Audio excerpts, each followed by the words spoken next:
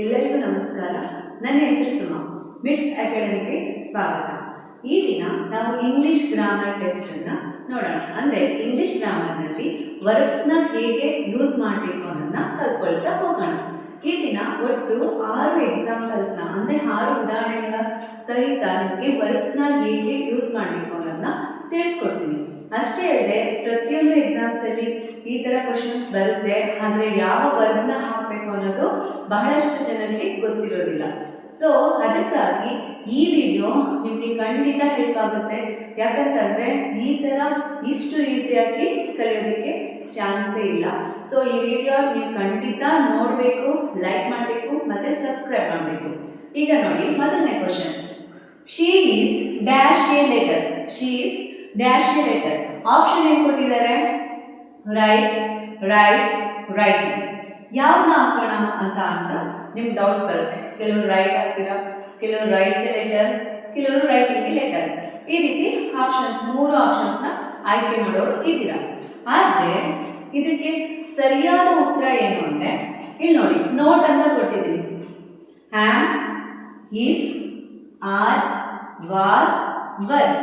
ಈ ರೀತಿ ವರ್ಡ್ಸ್ ಬಂದಾಗ, am, is, are, was, were ಬಂದಾಗ ನೀವು ಯಾವುದನ್ನ ಸೆಲೆಕ್ಟ್ ಮಾಡಬೇಕು ಅಂದ್ರೆ I N G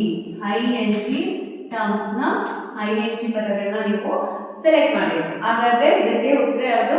option C, writing. Option C, writing. ಯಾವ್ಯಾವ ಪದಗಳು ಬಂದಾಗ? Am, is, are, was, were. ಈಗ ಎರಡನೇ ಕ್ವಶನ್ ಅನ್ನ ನೋಡೋಣ. They did not dash soccer in the park last weekend ಅಂತ ಕೊಟ್ಟಿದ್ದಾರೆ. ಆಪ್ಷನ್ಸ್ ಏನು? ಪ್ಲೇ, ಪ್ಲೇಡ್ ಅಂಡ್ ಪ್ಲೇಯಿಂಗ್ ಅಂತ ಕೊಟ್ಟಿದ್ದಾರೆ. ಹಾಗಾದ್ರೆ ಏನು ಇದಕ್ಕೆ ನೋಟ್ ಅಂತ ನೋಡೋದಾದ್ರೆ, ಡೋಂಟ್, ಡಸ್ ನಾಟ್ ಅಥವಾ ಡಿಡ್ ನಾಟ್ ಬಂದಾಗ ಬೇಸ್ ವರ್ಬ್ನ ಯೂಸ್ ಮಾಡಬೇಕು. ಏನು?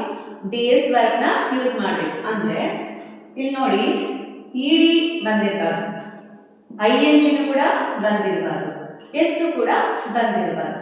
ಹಾಗಾದ್ರೆ ಆಪ್ಷನ್ ಯಾವುದು? Play.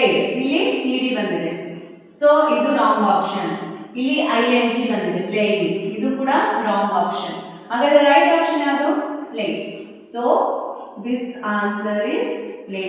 They did not play soccer in the park last weekend ಅಂತ. ಅರ್ಥ ಆಯ್ತಾ? ನೀವು ಕಲಿಬೇಕಾಗಿರೋದೇನು? Am, is, are, was, were ಬಂದಾಗ ಐ ಎನ್ ಜಿ ಪದಗಳನ್ನ ಬಳಸಬೇಕು. Don't, does not, did not ಬಂದಾಗ ಬೇಸ್ ವರ್ಬ್ನ ಯೂಸ್ ಮಾಡಬೇಕು. ಆಯ್ತಾ? Next, I am dash a story. I am dash a story. ಮೊದಲನೇ ಎಕ್ಸಾಂಪಲ್ ನೋಡಿ, ಆಮ್ ಬಂದಾಗ ನಾವು ಯಾವನ್ನ ಸೆಲೆಕ್ಟ್ ಮಾಡಬೇಕು? ಐ ಎನ್ ಜಿ ಟರ್ಮ್ನ ಸೆಲೆಕ್ಟ್ ಮಾಡಬೇಕು. So reading. So I am reading A story. I am reading A story. Next, it does not dash the ice cream. It does not dash the ice cream. ಹಾಗಾದ್ರೆ ಇದಕ್ಕೆ does not ಅಂತ ಬಳಸಿದೀವಿ. Does not ಬಂದಾಗ ಏನ್ use ಮಾಡಬೇಕು ಅಂತ ಹೇಳಿದ್ರೆ base ವರ್ಬ್ನ use ಮಾಡಬೇಕು. ಸೊ ಎಸ್ ಇದೆ, this is not a right option. And ed ಇದೆ, this is not a right option. ಹಾಗಾದ್ರೆ ಸರಿಯಾದ ಉತ್ತರ ಲೈಕ್ ಅಂತ ಬರೀಬೇಕು. ಅರ್ಥ ಆಯ್ತಾ? ನೆಕ್ಸ್ಟ್, 5th ಕ್ವಶನ್ ನೋಡಿ, I have dash my work. I have dash my work. See, do ಇದೆ, ಡಸ್ ಇದೆ, ಡನ್ ಇದೆ. ಅಂದ್ರೆ option verb 1 do, verb 2 does, verb 3 done. ಈ ರೀತಿ ಇದೆ. ಹಾಗಾದ್ರೆ ನೋಟ್ ಏನು?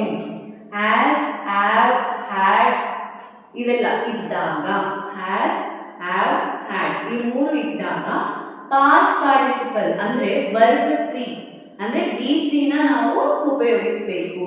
ಹಾಗಾದ್ರೆ ಇದಕ್ಕೆ ಸರಿಯಾದ ಉತ್ತರ ಏನು? I have done my work. I have done my work. So option C. 6th option, she has dash the vase ಅಂತ ಇದೆ. She has dash the vase. Option break, broke, broken. So which is the right answer? ಅದನ್ನ ನೀವು comment box ನಲ್ಲಿ ತಿಳಿಸಿ. ಅದಕ್ಕೆ ಸರಿಯಾದ ವಿಶ್ಲೇಷಣೆ ನಿಮ್ಮ 5ನೇ ಕ್ವಶನ್ ನಲ್ಲಿ ಇದೆ. ಥ್ಯಾಂಕ್